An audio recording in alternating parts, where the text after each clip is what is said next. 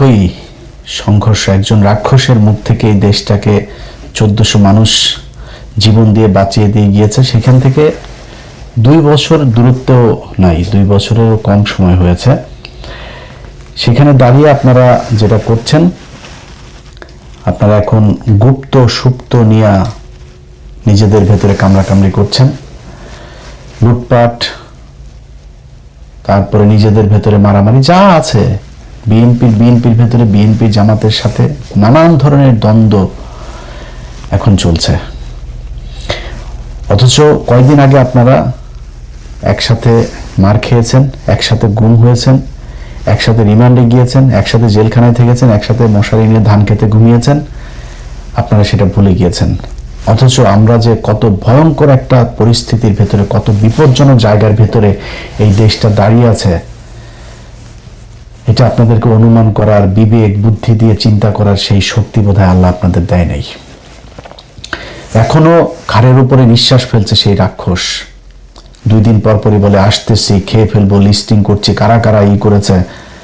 একজনও বাঁচতে পারবেন। আপনি, আমি আজকে একজনের বিরুদ্ধে, আপনি আর আমার বিরুদ্ধে যে কজন আছে, যারা যারা এনসিপি বলেন, জামাত বলেন, বিএনপি বলেন, যারা পুলিশে এখন বিভিন্ন বড় বড় পদে এসে, কেউ কি বেঁচে আসতে পারবে এখান থেকে?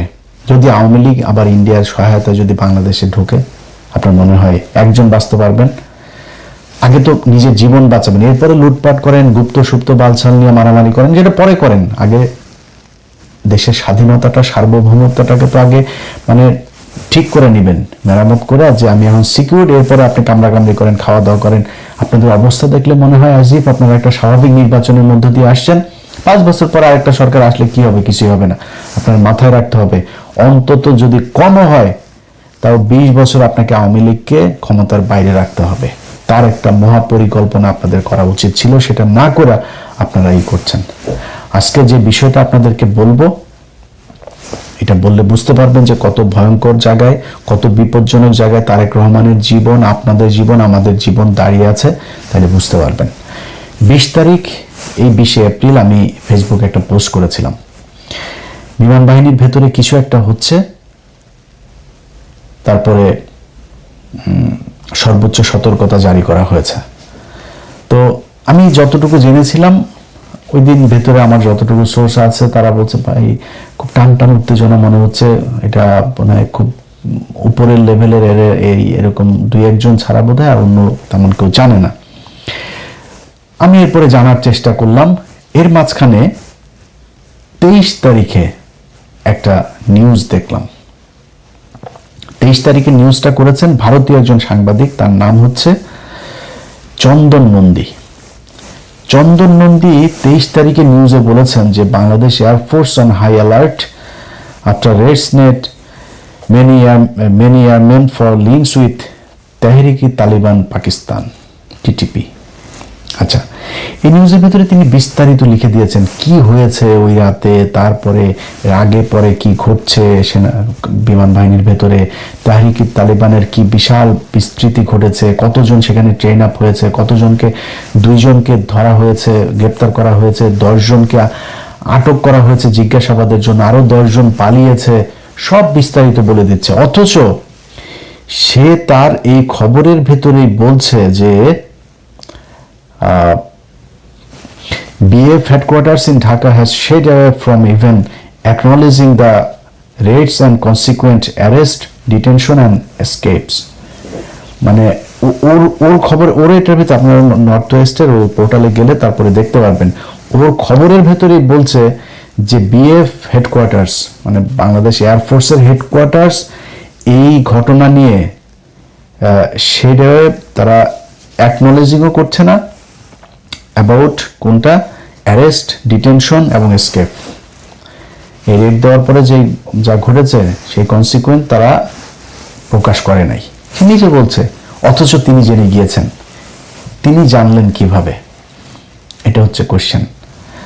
আচ্ছা, বাংলাদেশের সেনাবাহিনীর কোনো কিছু হওয়ার আগেই এই নর্থ ওয়েস্টের কাছে চলে যায়, এই চন্দন নন্দীর কাছে। চন্দন নন্দী মূলত ভারতীয় গোয়েন্দা সংস্থার একটা মুখপাত্রের মতো আচরণ করে, ওইখান থেকে যেসব সূত্রে খবর টবর পায় এগুলোই সে মূলতই করে। তার খবরের একটা বিরাট অংশ জুড়ে বাংলাদেশ সেনাবাহিনীর ভেতরে ওয়াকার পাত দিলেও ওই গন্ধ পায়, এরকম অবস্থা। তো উনি কিভাবে জানলেন? বিএফ এয়ারফোর্স হেডকোয়ার্টার এটা বলেন, সে নিজে বলছে তারা নিজেরাই মুখ খোলে নাই এই কারা কি হয়েছে, এই রেডের পরে কাদেরকে ধরা হয়েছে, কি করা, অথচ সে সংখ্যা বলে দিচ্ছে যে 10 জনকে 2 জনকে গ্রেপ্তার করা হয়েছে, 10 জনকে 9 জন বা 10 জনকে জিজ্ঞাসাবাদের জন্য ধরা হয়েছে, আরো 9-10 জন পালিয়েছে, সেসব বলে দিচ্ছে। কিভাবে জানলো? এবার আসেন, বাংলাদেশের একজন, আমি চন্দন নন্দীর এখানে আরেকবার আসতে হবে, তার আগে বাংলাদেশের একজন সাংবাদিক আছেন জুলকারনাইন সায়ের খান সামি ভাই। সামি ভাই ওই ঠিক ওইটার পরপরই তিনি একটা পোস্ট করেছেন। তিনার পোস্টটা হচ্ছে, বিগত অন্তর্বর্তীকালীন সরকার 1.5 বছরে বাংলাদেশের জাতীয় নিরাপত্তার এমন কিছু ক্ষতি সাধন করেছে যা অবর্ণনীয়। বিভিন্ন উগ্রবাদী গোষ্ঠীকে এক প্রকার ফ্রি রাইড দিয়ে দেশে নিরাপত্তা ব্যবস্থার অভ্যন্তরে এমন এক ঘুণপোকার চাষ তারা করার চেষ্টা করেছে, যখন তা সামনে আসবে তখন তাদের প্রতি ঘৃণায় আপনার মন বিষিয়ে উঠবে। এটা বললে আপনি পুরোপুরি বুঝবেন না কি বুঝাইতে চাচ্ছেন উনি। উনি ওখানে ওই পোস্টে একটা পিন কমেন্ট পাঠিয়েছেন। তো আমাকে পোস্টটা যিনি পাঠিয়েছেন, পাঠানোর পর আমার ভাই কি হয়েছে, এটা কি লিখছে, ঠিকই তো আছে। পরে উনি আমার একটা পোস্টে পিন কমেন্ট করেছে, সেই কমেন্টটা আমার পাঠাইলো। সেখানে লিখেছেন, আপাতত এতটুকুই জানতে পারি যে অনতিবিলম্বে পাকিস্তানের সাথে সরাসরি বিমান চলাচল কিছুদিনের জন্য হলেও স্থগিত করা অতীব জরুরি। এইটাই হচ্ছে গিয়ে মূল পয়েন্ট, যে পাকিস্তান এখানে কোত্থেকে আসলো, তেহরিকে তালিবান পাকিস্তান কারা, চন্দন নন্দীর কাছে খবর কেমনে গেল, সেই খবর ওই দিনই আবার নবনীতা চৌধুরীর কাছেও গেল। নবনীতা চৌধুরীও কিন্তু এই চন্দন নন্দীর এইটারই মূলত উনি বাংলায় ট্রান্সলেট করে উনি একটা ভিডিও বানিয়েছেন। এবার আসেন বুঝি আমরা। বুঝতে হলে আমাকে আবারও সেই চন্দন নন্দীর ওই পোস্টে যাইতে হবে। আচ্ছা, চন্দন নন্দী 2টা নিউজ করেছে, একটা 23 তারিখ আর একটা 26 তারিখে, 2 দিন আগে। আচ্ছা, তিনি একটা কথা বলেছেন যে the information related to the TTP, মানে ওই টেহরিক তালিবান পাকিস্তান, যেটা network among BF personal spread after Pakistani authorities informed Bangladeshi officials. Pakistani authorities মানে হয় গোয়েন্দা সংস্থা বা সরকার বা দূতাবাস, কোন একটা পক্ষ বাংলাদেশ এয়ারফোর্সকে জানিয়েছে, অফিসিয়ালদেরকে জানিয়েছে, পাকিস্তানের সরকার জানাইলো। বুঝেন, কিন্তু খুব হিসাব করে বুঝেন। পাকিস্তানের সরকার বাংলাদেশ সরকারকে জানাইলো, তেহরিকি তালিবান পাকিস্তানের লোক তোমার এয়ারফোর্সের ভেতরে আছে, তাদেরকে তাড়াতাড়ি ধরো। আচ্ছা, জুলকারনাইন সামি বলল যে পাকিস্তানের সাথে প্লেন যোগাযোগ তাড়াতাড়ি বন্ধ করো। আচ্ছা, পাকিস্তান থেকে তাহরিকে তালিবানের পাকিস্তানের, তাহলে বাংলাদেশে যে এয়ারপোর্ট এই এটা বন্ধ করার মানে কি? মানে হচ্ছে যে বন্ধ করলে এই যে ডিরেক্ট ফ্লাইটে তাড়াতাড়ি সব তাহরিকে তালিবান পাকিস্তানের লোকজন বাংলাদেশে আসতেছে, এই জন্য উনি চান তাড়াতাড়ি পাকিস্তানের সাথে বিমান যোগাযোগ বন্ধ হোক। এবার আমরা চলেন বুঝি তেহরিকি তালিবান পাকিস্তান এরা আসলে কারা। এটা বুঝলে আপনি বুঝবেন আসল ঘটনাটা কি। তেহরিকি তালিবান পাকিস্তান কয়েকদিন আগে 2টা ছেলে এদের সাথে গিয়ে যোগ দিয়েছিল, পাকিস্তানের মিলিটারির সাথে যুদ্ধ করেছে। একজনের নাম ফয়সাল, আরেকজনের নাম জুবায়ের। ফয়সাল এবং জুবায়ের দুইজনই বাংলাদেশি নাগরিক, কিন্তু পরে জানা গেল দুইজনই হিন্দু মুসলমান নাম দিয়ে তারপরে তারা সেখানে গিয়ে এদের সাথে যুক্ত হয়েছে। সেটা নিয়ে যদিও এই সরকারের খুব বেশি বিশ্লেষণ নিয়ে আমাদের কোনো কিছু জানানো হয়নি, খুব গোপনীয়ভাবে রাখা হয়েছে, বরং পাকিস্তান যতটুকু সম্ভব তারা সেটাকে প্রচার করেছে এবং পাকিস্তান মাঝখানে বাংলাদেশের সাথে ভিসা প্রক্রিয়া খুব সহজ করেছিল। এখন কিন্তু ওদের এখানে যাইতে গেলে আবার কয় টাকা ফি দেওয়া, একটা বিরাট তৈরি করেছে তারা। তো আমি কিছু রোগী আপনার থাইল্যান্ড, তারপরে চীন, আমার পরিচিত একজন, তারা এরকম পাঠায়। পাকিস্তানেও কিছু রোগী পাঠানো হয়েছে। পাকিস্তানের ট্রিটমেন্টের ব্যবস্থা কিন্তু খুব ভালো, আপনারা খুবই মানে অল্প খরচে খুব ভালো মানের চিকিৎসা পাইতে পারেন। তো আমি কিছু লোকজনকে পাঠিয়েছিও আমার ওই এজেন্সির মাধ্যমে। তো ওরা আমারে বললো যে ভাই এখন ভিসার ইয়েটা একটু কড়াকড়ি করেছে। তো তারা আবার এমবেসির সাথে কথা বলে জানলো যে আমাদের দেশ থেকে জঙ্গি যাচ্ছে পাকিস্তানে, গিয়ে সেখানে পাকিস্তানের ভেতরে অভ্যন্তরীণ এই শৃঙ্খলা নষ্ট করছে। এই তেহরিকি তালিবান পাকিস্তান শ্রীলঙ্কার যে বাসে হামলা হয়েছে সেটার সাথে জড়িত, ক্রিকেট দলের উপরে হামলা হলো না, ওটার সাথে জড়িত। কয়েকদিন আগে পাকিস্তানের নিরাপত্তা বাহিনীর সাথে যে গ্যাঞ্জাম হলো সেটার সাথে জড়িত। এটারে বুঝতে হইলে যে তেহরিকি তালিবান পাকিস্তান কেন পাকিস্তানের সাথে লাগে, এটা বুঝতে হইলে, এটা কারা, এটা বুঝতে হইলে আপনাকে কয়েকদিন আগে যে আফগানিস্তানের সাথে পাকিস্তানের যুদ্ধ হলো না, আপনারা অনেকেই অবাক হন না যে পাকিস্তান কেন আফগানিস্তানের সাথে, আফগানিস্তানের লোকজনরা এইভাবে ওই পারে বোমা বর্ষণ করে। কারণ হচ্ছে তেহরিকি তালিবান পাকিস্তান, এই টিটিপি হচ্ছে রয়ের তৈরি করা আফগানিস্তানের একটা বাহিনী। তালেবানদেরই একটা অংশ, তারা রয়ের সাথে মিলে মোটা অঙ্কের টাকা দিয়ে এদেরকে আপনার তৈরি করা হয়েছে পাকিস্তানের বিরুদ্ধে যুদ্ধ করার জন্য। এখন ওরা উর্দুতে কথা বলে, ওরা বেলুচ ভাষায় কথা বলে, ওরা দাড়ি টুপিওয়ালা, ওরা পাকিস্তানের মতো দেখতে, ওরা আমেরিকার সাথে আফগানিস্তানের যুদ্ধ শুরুর পর থেকে 20 বছর ধরে প্রায় 10 লক্ষ আফগানি পাকিস্তানিরা জায়গা দিয়েছে, তাদের এখন এখানে দোকানপাট আছে, তারা এখানে থাকে খায়, পাকিস্তান তাদেরকে নাগরিকত্ব দিয়েছে, কিচ্ছু বলে না। ওদেরকে দিয়ে পাকিস্তানের বিরুদ্ধে যুদ্ধ করাইতে খুব সুবিধা হয়। এই জন্য এদেরকে ট্রেন আপ করেছে, করে তারপরে তাদের সাথে যুদ্ধ করায়। আপনারা এই পর্যায়ে এইটুকু বুঝেন যে তেহরিকি তালেবান পাকিস্তান টিটিপি হচ্ছে পাকিস্তানের রাষ্ট্রের বিরোধী একটা জঙ্গি সংগঠন। এই যে মাঝে মধ্যে বোমা টোমা ফুটায়, এরা ফুটায়, এরা ওদের বিরোধী। যেই কারণে পাকিস্তানের সরকার বাংলাদেশ সরকারকে বলেছে যে তোমরা তাড়াতাড়ি তৎপর হও, এই তেহরিকি তালিবান পাকিস্তান এটা রয়ের সংগঠন, এরা তোমাদের ভেতরে ঢুকেছে। এইবার কোশ্চেন হচ্ছে, তেহরিকি তালিবান পাকিস্তান বানাইলো পাকিস্তানের সাথে যুদ্ধ করার জন্য পাকিস্তানের ভেতরে, কিন্তু আমাদের দেশে কেন পাঠিয়েছে? এইটা হচ্ছে গিয়ে মূল বিষয়। এটা বুঝলে বুঝতে পারবেন যে আপনি কত বিপদে আছেন, আপনার তারেক রহমান কত বিপজ্জনক জায়গায় দাঁড়িয়ে আছে, আমার পুরো দেশের সার্বভৌমত্ব কতটা বিপজ্জনক জায়গায় দাঁড়িয়ে আছে। বাংলাদেশের এই এয়ারফোর্সের ভেতরে তাদের এটা ঢুকানোর পেছনে গেল 6 মাস ধরে তারা কাজ করছে। আপনারা এই ওর আর্টিকেলটা পড়লেই সব দেখতে পারবেন। সেখানে 6 মাসেরও বেশি সময় ধরে তারা কাজ করছে। আপনার জহুরুল ইসলাম যে এয়ারবেজ আছে চিটাগাংয়ে, সেখানে মসজিদের ইমামকে এই তেহরিকি তালিবান পাকিস্তানের একজন এজেন্টকে ঢুকানো হয়েছে, মসজিদের ইমাম সে। এখন বাংলাদেশকে কেন টার্গেট করা হলো সেটা বুঝতে কয়েকদিন আগে ভারতের আরেকজন সাংবাদিক আর একজন সেনাবাহিনীর কর্মকর্তা, রিটায়ার্ড একজন কর্মকর্তা, দুজন একটা কথা বলেছিল যে তারেক রহমান ভারতের সাথে যে কথা দিয়ে বাংলাদেশে ঢুকেছিল লন্ডন থেকে, সেই কথা তারেক রহমান শুনছেন না। এটা কিন্তু সত্যি কথা। তারেক রহমান ভারতের সাথে তার একটা মিটিং হয়েছে, একটা না একাধিক মিটিং হয়েছে তার, এবং সেখানে সে এই কথাগুলো বলে এসেছে যে হ্যাঁ আমরা তোমার কথা শুনবো। এখন আপনি বলবেন তারেক রহমান কি এই তাহলে খারাপ কাজ করেছে, এটা মানবেন না? তারেক রহমান খারাপ কাজ করে নাই। এর কারণ হইল গিয়া, খালেদা জিয়া যখন 111 সরকারের সময় জেলে ছিল, শেখ হাসিনার আগে এই জেনারেল মাসুদ টাসুদ এরা আগে গিয়েছিল খালেদা জিয়ার কাছে যে ম্যাডাম আমরা আপনাকে চাই ক্ষমতায় আনতে, আমাদের এই 111 সরকারের এই জিনিসগুলো আপনি ইন্ডেমনিটি দিবেন এবং আমাদের এই জিনিসগুলো মেনে নেবেন। খালেদা জিয়া তো একরকম হয়েছে, দানাই পানায় বুঝে না, বলছে যে তোমার কাজ ক্যান্টনমেন্টে, তুমি এখানে রাজনীতি করতে আসছো কেন, এটা তোমার কাজ, যাও বেরো, একদম স্ট্রেট কার্ড বের করে। এগুলো আপনার এই যে প্রণব মুখার্জির বইতেও লেখা আছে।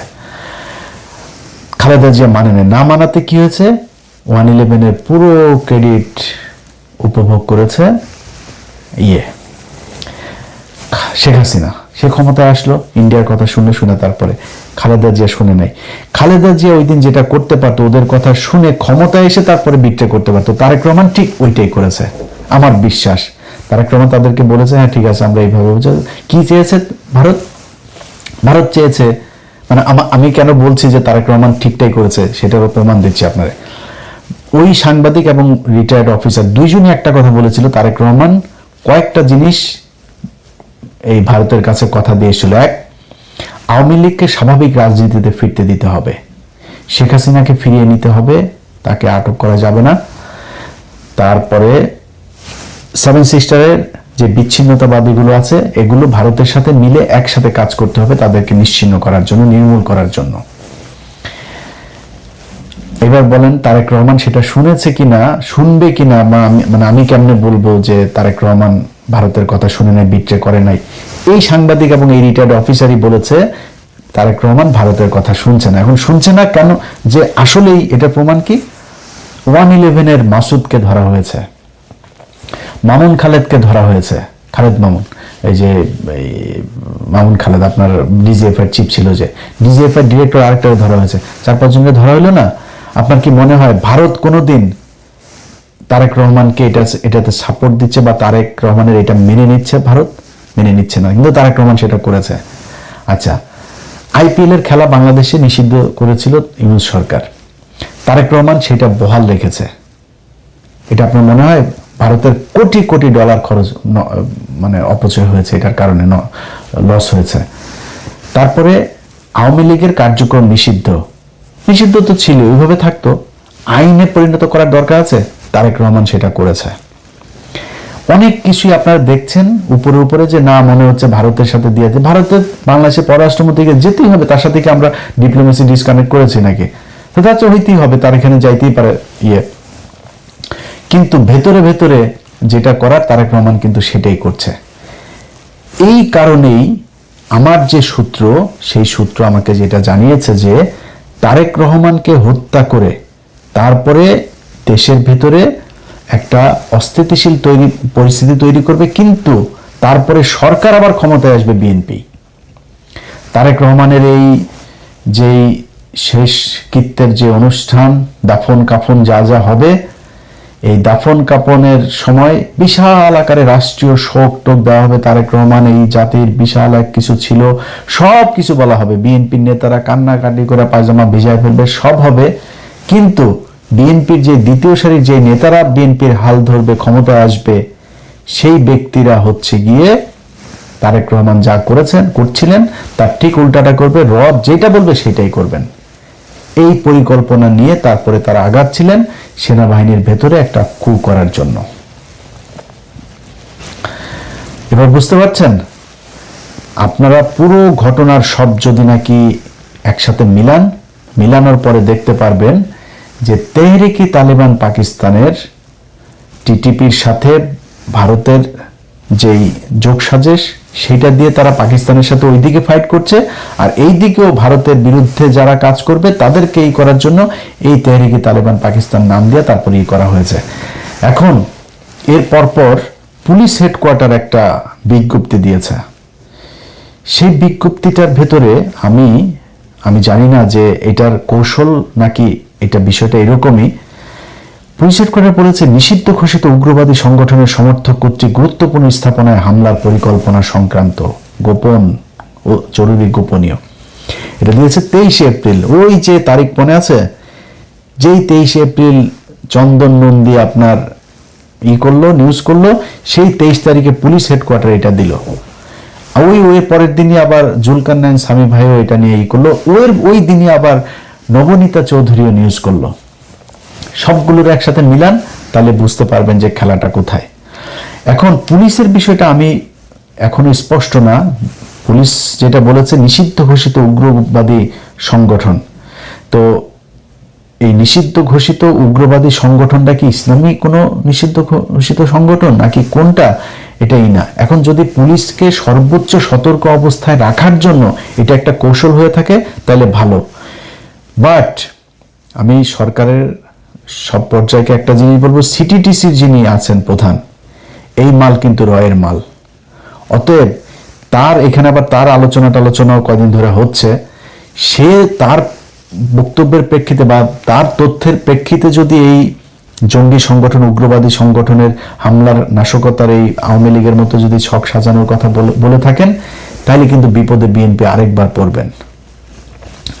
আপনারা আব্দুর রহমান, বাংলা ভাই, এই খালেদা জিয়া তাদেরকে বিচার করেছে, এই খালেদা জিয়া সব জঙ্গিদেরকে ধরেছে, অথচ সেই জঙ্গির সব আপনার কনসিকুয়েন্স বহাইতে হয়েছে কাদেরকে? এই তারেক রহমান আর খালেদা জিয়াকে। বিএনপি এখন পর্যন্ত আমেরিকায় নিষিদ্ধ আপনার জঙ্গি সংগঠন, সন্ত্রাসী সংগঠন।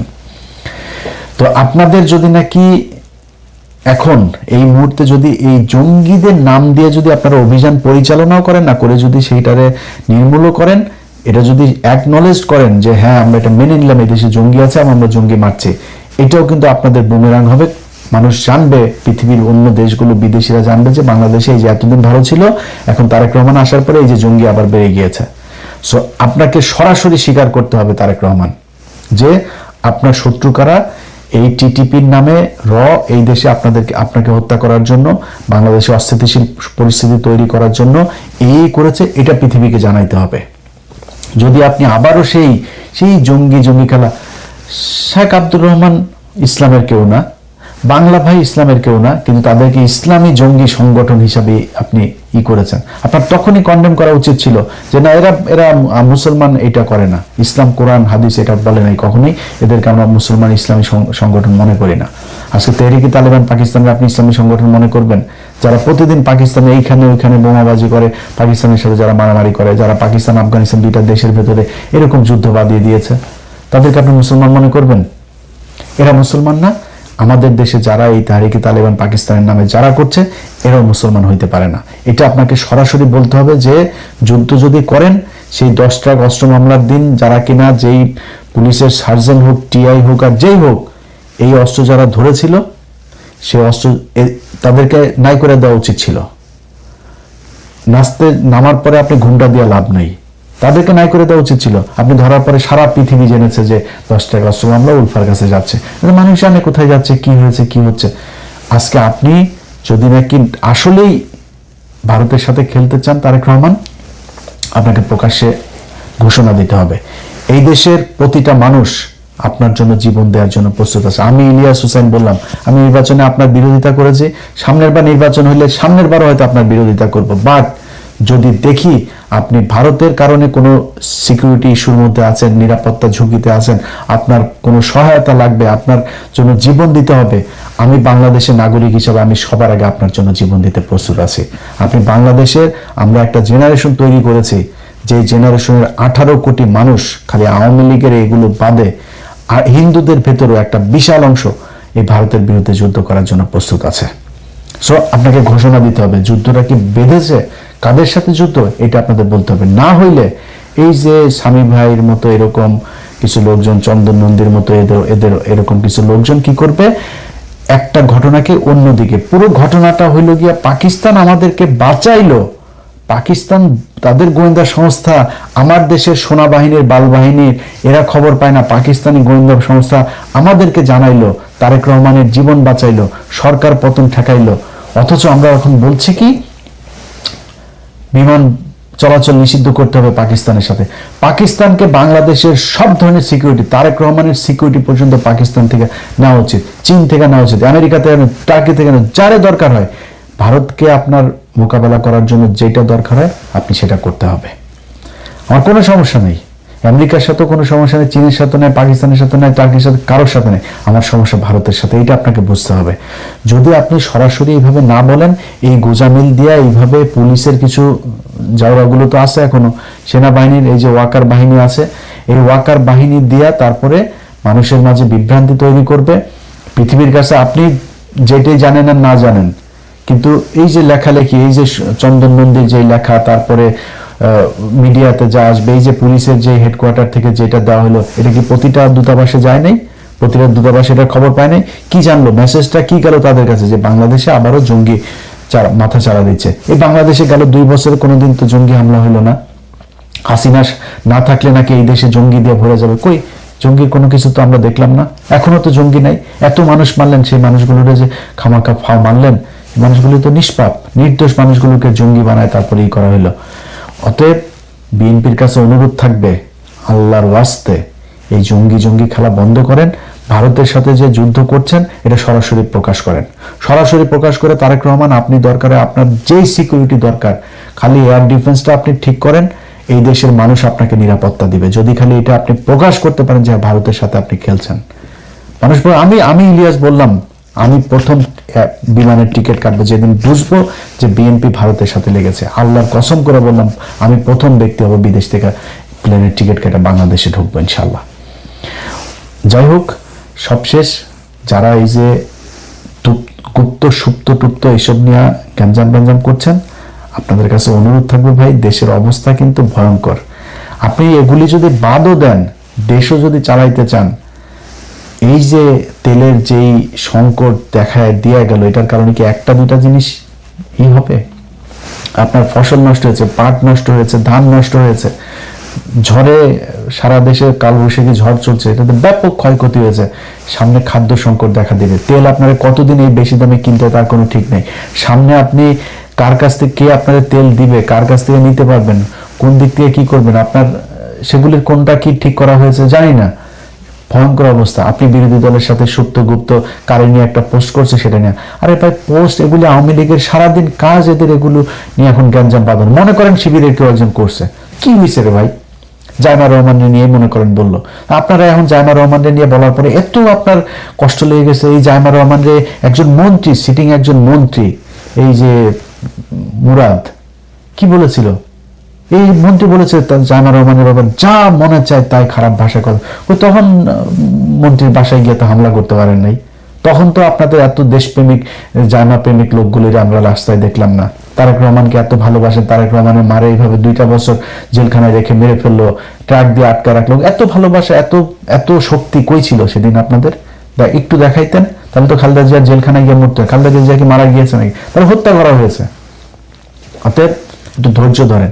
বিরোধী দল একটা কাজ করছে, ওকে, বিরোধী দল যতটুকু সহনশীলতা দেখাচ্ছে এটি রেসপেক্ট করেন। তারা তো আপনার সরকার পতন করতে যাইতে চায়নি। তারা সংসদে দাঁড়ায় তারপর বলছে যে এই জ্বালানির সংকট এটা এই সরকারের সংকট, এটা বৈশ্বিক সংকট। আর কি বলবে একটা সরকারকে, একটা বিরোধী দলের এর চেয়ে বেশি আর কি বলবে? ধৈর্য ধরেন, খুব সাবধানে প্রতিটা স্টেপ ফেলতে হবে। আল্লাহ হাফেজ।